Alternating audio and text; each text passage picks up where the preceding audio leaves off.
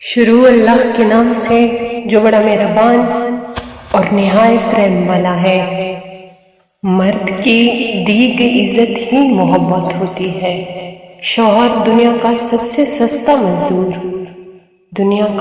سستا مزدور شوہر ہوتا ہے، جو سخت دھوپ، گرمی اور نہایت ٹھنڈے موسم میں بھی اپنے بیوی بچوں کا پیٹ پالنے اور ان کی خواہشات کو پورا کرنے کے لیے نکلا رہتا ہے، کبھی شہر سے باہر تو کبھی ملک سے باہر، اور گھر سے باہر جو دراصل خود کو گھر کا مالک سمجھتا ہے، مگر گھر کے اصل مالک اس کے بیوی بچے ہی ہوتے ہیں۔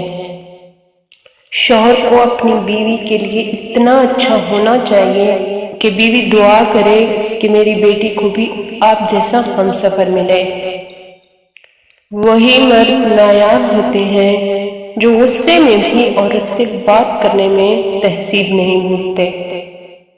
عورت بڑے گھر، پیسے اور لگژری سے زیادہ اپنے شوہر کے وقت، توجہ اور محبت کی طالب ہوتی ہے۔ باپ کے بعد اچھا شوہر بیوی کے سر کی چھت ہوتا ہے، اس کا مان ہوتا ہے۔ میاں بیوی کو ایک دوسرے کے ساتھی بننا چاہیے، زندگی کے ہر سفر میں ایک دوسرے کا ساتھ دینا چاہیے اور ایک دوسرے کو خوش رکھنا چاہیے۔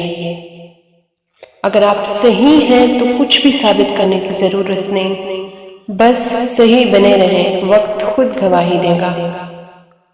والدین کے تو سبھی لاڈلے ہوتے ہیں، ہمسفر کا لاڈلا ہونا قسمت کی بات ہے۔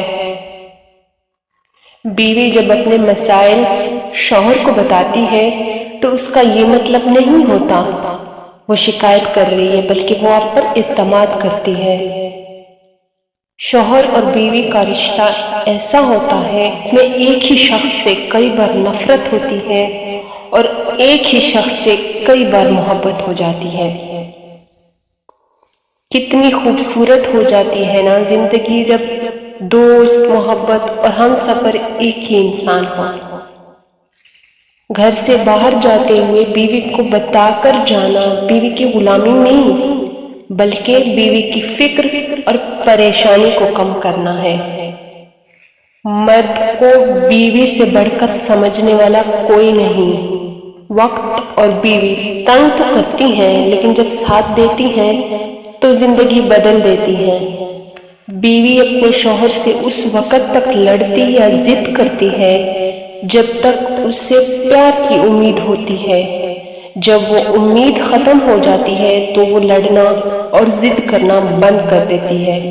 شوہر اپنی روٹھی بیوی کو پیار سے مناتا ہے تو اللہ پاک کو اس کی یہ ادا بہت پسند آتی ہے۔